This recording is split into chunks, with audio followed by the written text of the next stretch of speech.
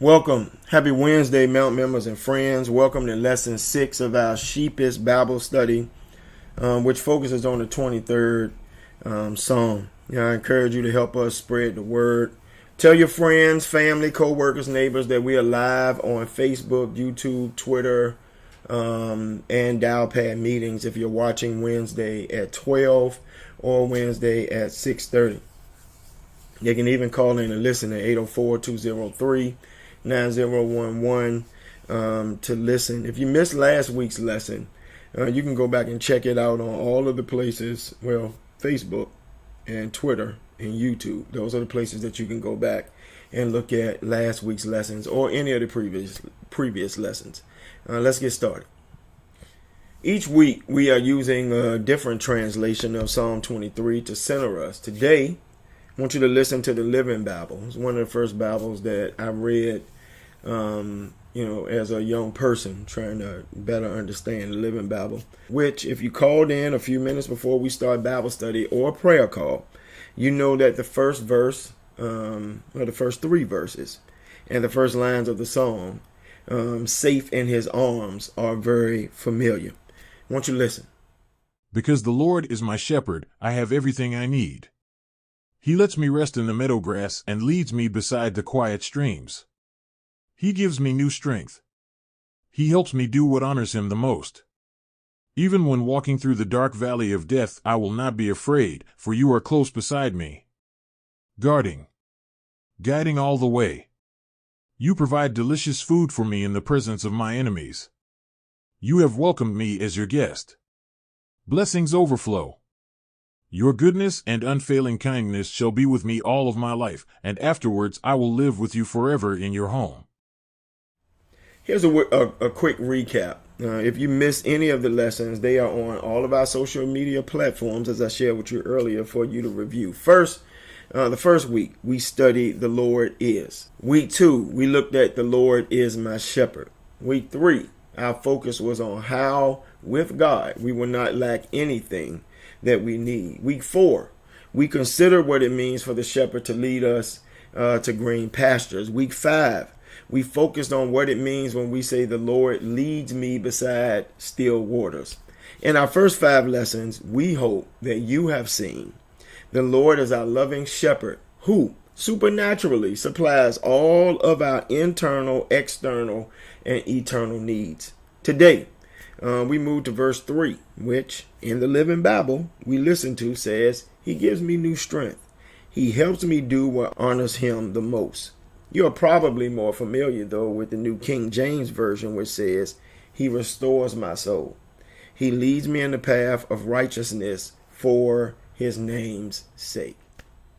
In studying this psalm, we must first remember that when David penned the powerful words of Psalm 23, he was not only comparing the Lord to a shepherd, but also calling himself a sheep.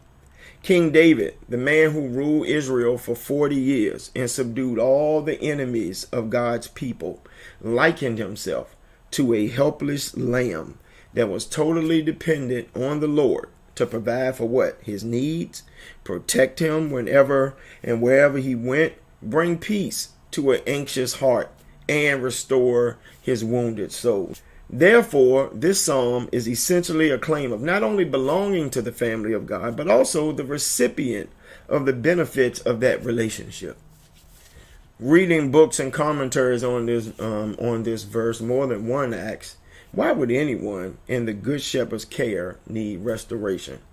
I didn't even need to read the next paragraphs to already know what the answer was, which is even sheep with a good shepherd need restoration because what? Life happens. Or as the meme goes, life be lifing. And I think that if there is one thing we can all agree on, it is that we are living in a broken world. And living through it can take its toll on our lives. The truth is, all of us have experienced various hurts, various pains from others. As Vicky Winans sang, we've been lied on, cheated, talked about, mistreated. We've been up, down, almost leveled to the ground. Sometimes things don't go the way we plan. Sometimes we trust people who will betray us. Sometimes people we love will pass away. Sometimes the doctor report will say that you have a particular lifelong illness or situation. Sometimes your children do things that disappoint you. Sometimes you live in worlds where those who are elected to govern you are dysfunctional. The world is literally at war. We see that right now. Right now, the price of rent is outrageous. Right now, somebody is plotting to rob Peter in order to do what? Pay Paul. But either way, Dominion Energy still wants its money. Right now, someone is in physically, mentally, emotionally, spiritually, or in a spiritually abusive relationship and unsure of what to do next. Right now, someone may feel like God has forgotten about them. Right now, someone is longing to experience God as a shepherd who provides, a God who leads, a God who restores. If we are honest, we will admit that sometimes, or even right now, these things hurt us deeply, even in our souls. And I want to say, don't for 1 minute think that pastors or preachers are somehow exempt from sheepish behavior. I will admit that there have been times when I've fallen so hard, I questioned whether or not I could get up, or if I even wanted to get up. There have been other times when I felt the Spirit leading me to go right, but I was more comfortable with what I knew was on the left. It was in those moments that I've called on God to restore my soul. My brothers and sisters, sometimes like sheep, we tumble into the trenches of life, and we need the shepherd's power to reach around us. To reposition us, to lift us, to restore us, because life happens. Sometimes even sheep in the flock of the good shepherd need to be restored. So, for the time that we have today, the remaining time, I want to encourage you from Psalm 23, verse 3. At the end of this lesson, I pray that you will know and appreciate that our good shepherd, the Lord, restores and leads us. This declaration of restoration is a theme echoed in many places of the scripture, including Jeremiah 30th chapter, verse 17, which says, "For I will restore health to you and heal you of your wounds, says the Lord." So come with me as we talk about Jesus' work in restoration and leading. Reverend Butler shared last week in the After Bible Study chat that studying this very familiar psalm has resulted in her learning a whole lot about sheep and how humans share many of their similar character traits. Looking at commentaries on verse 3 in particular, and we've learned about what it means to be a cast or a cast down sheep. Philip Keller, the author of A Shepherd Looks at Psalm 23, says that a cast down sheep is an old English shepherd's term for a sheep that is turned over on its back and cannot get up by itself. Listen to his description, which we've edited for clarity. A cast sheep is a very pathetic sight. Lying on its back, its feet in the air, it flays away frantically, struggling to stand up without success. Sometimes it will bleat for help, but generally it lies there, lashing about in frightened frustration. If the owner does not arrive on the scene within a short time, the sheep will die. This is another reason why it is so essential for a careful shepherd to look over his flock every day, counting them to see that all are able to be up and on their feet. If one or two are missing, often the first thought to flash into his mind is, "One of my sheep is cast somewhere. I must go in search and set it on its feet again." It is not only the shepherd who keeps a sharp eye for cast sheep, but also the predators. Buzzards, vultures, dogs, coyotes, and cougars all know that a cast sheep is easy prey, and death is not far off. This knowledge makes the whole problem of cast sheep serious. The way it happens is this. A heavy or long-fleeced sheep will lie down in some little hollow or depression in the ground. It may roll on its side slightly to stretch out or relax. Suddenly the center of gravity in the body shifts so that it turns on its back far enough that the feet no longer touch the ground. It may feel a sense of panic and start to paw frantically. This only makes things worse. It rolls over even further. Now it is impossible for the sheep to regain its feet. As it lies there struggling, gases begin to build up in the rumen. As these expand, they tend to cut off blood circulation to extremities of the body, especially the legs. If the weather is very hot and sunny, a cast sheep can die in a few hours. If it is cool and cloudy and rainy, it may survive in this position for several days. During my own years as a keeper of sheep, I would go out early. If I saw the black-winged buzzards circling overhead, anxiety would grip me. I would immediately go count the flock to make sure every sheep was well and fit and able to be on its feet. I would spend hours searching for a single sheep that was missing. Then I would see it at a distance, down on its back, lying helpless. I would run toward it, for every minute was critical. As I reached the cast sheep, my first impulse was to pick it up. Tenderly, I would roll it over on its side to relieve the pressure of gas. If she had been down for long, I would have to straddle the sheep, hold it up, and rub its limbs to restore the circulation to the legs. Little by little, the sheep would regain its equilibrium. It would start to walk steadily and surely. By and by, it would dash away to rejoin the others, set free from its fears and frustrations, given another chance to live a little longer.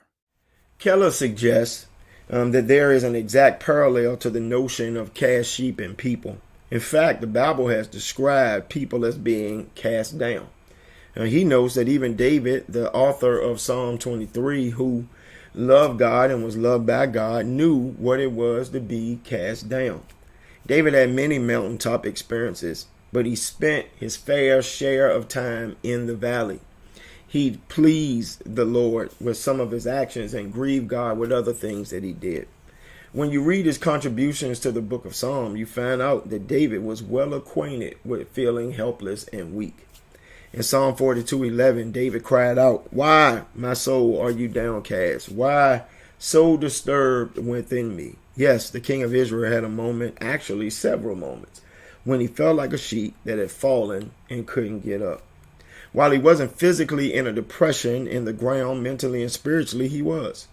Other translators ask these very intimate questions this way. Why am I discouraged? Why is my heart so sad? Why am I so depressed? Why this turmoil within me?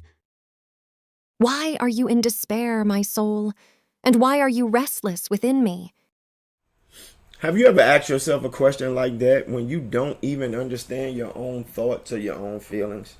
You have to speak for yourself, and you're trying to figure out how you got into that situation, how you fell into that rut, how you got stuck, and then you get in your own head.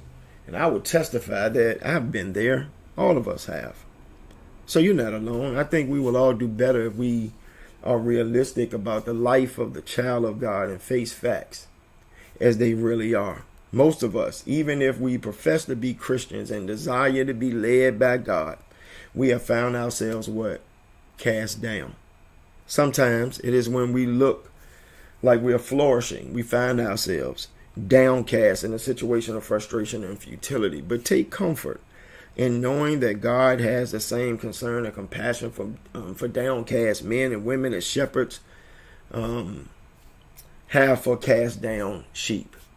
This is why Jesus treated people with care. This explains his desire to keep company with down and out individuals for whom society has dismissed as unlovable, unclean, or even untouchable. When we read the New Testament, we see Jesus picking up cast sheep. And I want you to know that because Jesus is the good shepherd, you can take comfort in knowing that no matter when or where or how you may be cast down, Jesus is ready to restore you. Do you watch any of the HGTV renovation shows? I'm not a big fan of them, but recently one came on and I couldn't find a remote to change the channels. So I watched an episode of Houses with History, which tells the story of 3 preservationists who restore historic homes with the mindset that saving a home means saving a piece of history.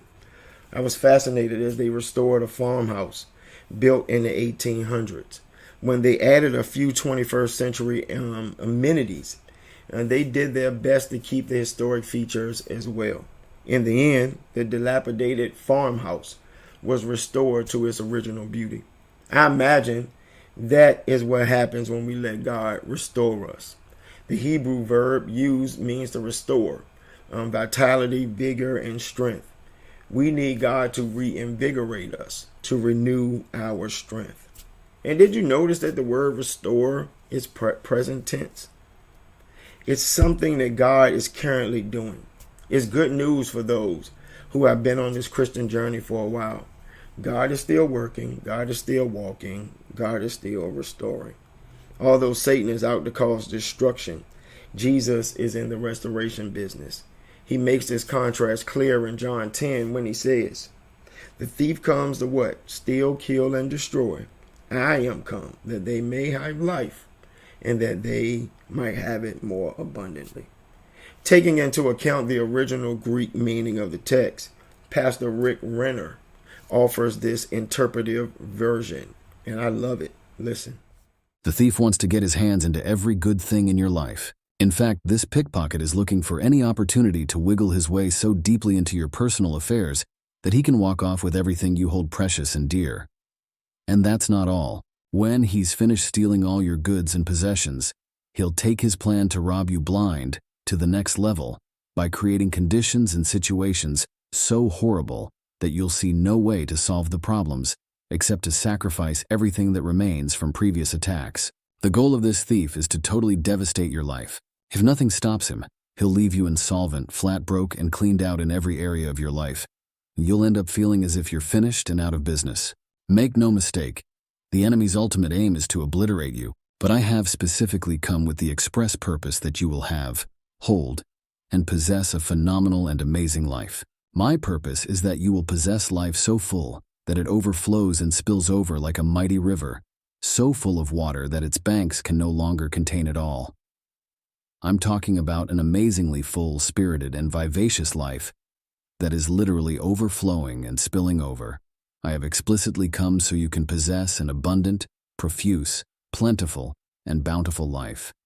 My brothers and my sisters, whatever Satan has tried to destroy or disrupt in your life, Jesus has the power to restore. Just as contractors have to roll up their sleeves and have to do the hard work in old homes, Jesus will go to work in you, peeling back and removing the hurt and dirt on your life, one layer at a time. Moving to part 2 of verse 3, the shepherd leads me along the paths of righteousness for his name's sake. And I learned something else about the sheep. They are notorious creatures of habit. If left to themselves, they will follow the same trails until they become ruts, graze the same hills until they turn to desert waste. The sheep gnaw the grass until even the roots are damaged. When that happens, there is a loss of fertility and the exposure of the land to erosion. These well-worn areas become infested with parasites, which in turn can infest the flock, which leads to sheep becoming sickly. Just as there are good mechanics and bad mechanics, good doctors and bad doctors, there are also good shepherds and bad shepherds. David paints a vivid picture of what a good shepherd looks like in Psalm 23. As a shepherd himself, he knew that if the flock was to flourish and for the sake of his reputation, the sheep had to be constantly led along the right paths. In the same way, the Lord leads God's people in the right paths for his name's sake. God does it so that God will be glorified when others see how God is guiding and how God is guarding us. A good shepherd must develop a planned rotation of grazing ground to prevent overgrazing, avoid the rutting of trails, and stop erosion of land from overuse. The greatest safeguard that a shepherd has in handling the flock is to keep them on the move. Sheep, in order to thrive, must be shifted from pasture to pasture periodically. The owner's entire name and reputation depended on how effectively and efficiently it kept his sheep moving onto wholesome, new, fresh forage. Keller suggests that this is what David had in mind when he spoke of being led in paths of righteousness. Now, as we turn to the human aspect of this theme, I think you can already see the parallel here between sheep and people. How many times have we followed the same paths just because it's the only path we know? Even when it's no longer served us for good, we return to it. As creatures of habit, we keep going back to the same people who've not added any value to our lives because that is where we are most familiar. We consistently go down the wrong paths because that's where we are comfortable. Proverbs 14:12 and Proverbs 16:25 pretty much say the same thing. There is a path that may seem straight to someone, but in the end, it is a path to death. Just as sheep will blindly and habitually follow one another along the same little trails until they become ruts that erode into gigantic gullies, so we humans cling to the same habits that we have seen ruin others' lives. Scripture points out that many of us are just straight up stubborn. We prefer to follow our desires. As Isaiah 53:6 says, we all, like sheep, have gone astray. Each of us have turned to his own way. And this we do deliberately, repeatedly, even to our own disadvantage. We insist we know what is best for us, even through the disastrous results that may be evident to everyone who loves us. We keep on doing the same thing over and over, but hoping for different results. But along the way, we are becoming physically, mentally, and spiritually unwell. But Jesus, the Good Shepherd, is saying to you today, as he said in John 14, I am the way and the truth and the life. No one comes to the Father except through me. The difficult truth is that most of us don't want to come because we don't want to follow. We don't want to be led in the paths of righteousness. It goes against human nature. The stubborn, self-willed sheep who persists in pursuing its old paths and grazing on its old polluted grounds will end up a bag of bones on ruined land. Just turn on the TV or log on to social media and you will see so many people doing the same thing. They have gone their own way, even to their own detriment. Still, our Good Shepherd extends an invitation. If anyone who will come after me must deny himself and take up his cross and follow me. But most of us, even as Christians, simply don't want to do this. We don't want to deny ourselves or give up our right to make our own decisions. We don't want to follow. We don't want to be led. Of course, most of us, if confronted with this, will deny it. We would say that we are living according to Proverbs 3:5-6, saying, I trust in the Lord with all my heart. I don't lean on my own understanding. In all my ways I acknowledge the Lord and the Good Shepherd directing my paths. But many of us are not willing to be led along the path of righteousness. Jesus never made light of the cost involved in following him. In fact, he made it painfully clear that it was a life of self-denial. It entailed a whole set of attitudes. It was not the natural, normal way a person will ordinarily live. Philip Keller suggests that as sheep in the Lord's flock, there are 7 things that we must be willing to do. He says that they are the equivalent of progressive forward movements onto new ground with God. If we follow them, we will discover new fresh pastures, abundant light, increased health, and righteousness in our walk with God. I'm going to list them now and then we'll further discuss them during the after Bible study chat. As a sheep in the Lord's flock, 1, I am willing to love God with all my heart, mind, soul, and strength. 2, I am willing to be singled out or set apart. 3, I am willing to not be first in favor of others. 4, instead of being a boss, I'm willing to be a worker.